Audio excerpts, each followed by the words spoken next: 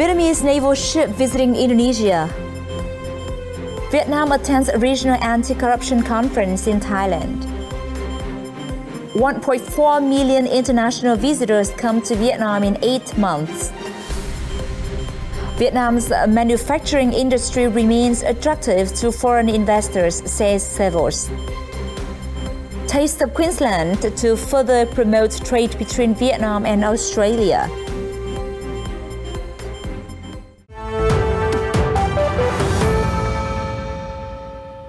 Hello and welcome to FBNC News with latest updates from Vietnam. I'm THÄNG, your host.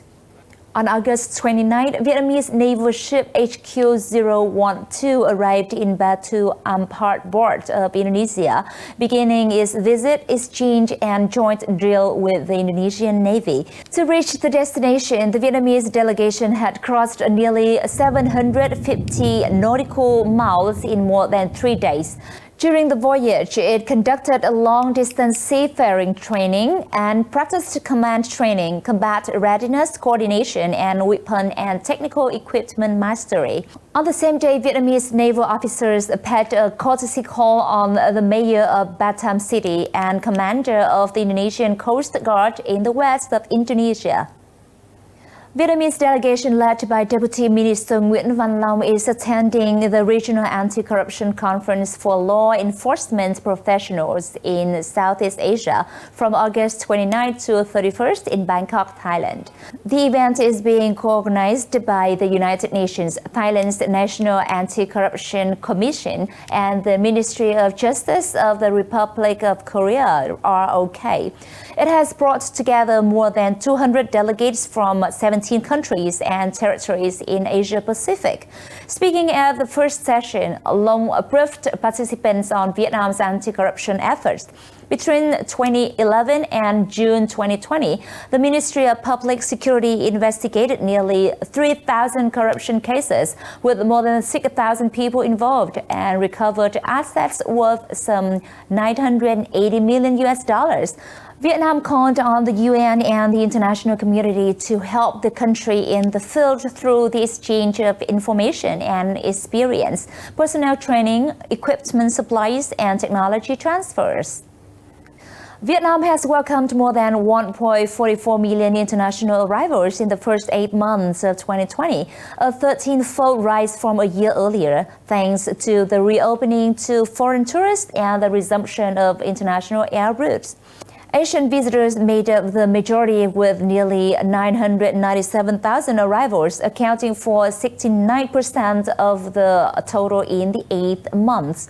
Notably, the number of Korean visitors surged 17 times year on year to make this Northeast Asian country the biggest source of international arrivals in Vietnam. The 8-month tourism revenue is estimated at $657.4 million, 3.4 times as high as in the same period last year, as a result of strong tourism recovery, especially domestic tourism. Vietnam targets welcoming 5 million international arrivals in 2020.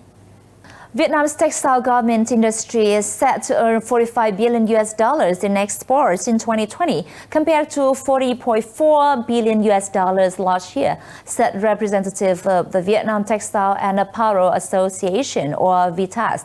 The country's textile and garment products are holding a global market share of 5.2%, with the biggest importers being the US, the Republic of Korea, Japan, and Europe. To sustain the growth trend, industry experts suggest the state quickly disperse the financial aid package for enterprises and reform the mindset in attracting investments to textile and garment material production. Meanwhile, businesses should adopt green manufacturing practices, including reducing and recycling waste to meet the growing preference for environmentally friendly products.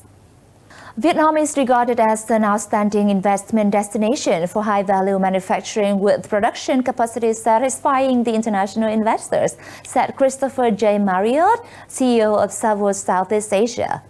He said the processing and manufacturing sector in Vietnam is being driven by a skilled workforce. Currently, production and logistics costs for the import and export of goods in the country are at an attractive level. Import-export activity has also become more convenient thanks to the improvement of logistics networks. Manufacturing costs in Vietnam are also more competitive compared to other countries in the region, such as Singapore and China. Therefore, businesses are looking to alternative markets, and Vietnam is working well in catching those trends, especially in the post-pandemic period. According to the Ministry of Industry and Trade, Vietnam's export turnover of processed industrial products in the first 7 months of 2020 continued to make a major contribution to the overall growth rate of export activities, with an estimated turnover of $185 billion, up 16% over the same period last year, and accounted for 85.9% of the total export turnover. To enhance trade promotion between Vietnam and Australia, as well as support Queensland businesses to expand their market in Vietnam, on August 25th, the Taste of Queensland networking event was successfully held at Sofitel Hotel, Ho Chi Minh City. Hosted by the Trade and Investment Representative Office of Queensland in Vietnam, the event was part of the visit of the Queensland Trade Delegation, led by Mr. Mark Furner, Minister for Agriculture, Industry Development and Fisheries, and Minister for Rural Communities of Queensland, Australia. At the event, beef products of Stockyard, Queensland, with unique taste and quality, have been served to guests, as well as products from leading F&B importers and distributors in Vietnam. Many other unique products of Queensland were also introduced here, such as Borrowdale pork, pizza base from to sourdough, cheese from dairy-free Down Under, finger lambs from lamb caviar, and soft drink products from Bundaberg brewed drinks. In particular, this event also marked the signing of a Memorandum of Understanding between Thành Công Biên Hòa Joint Stock Company and Pharmacist Agronomic Consultancy Company.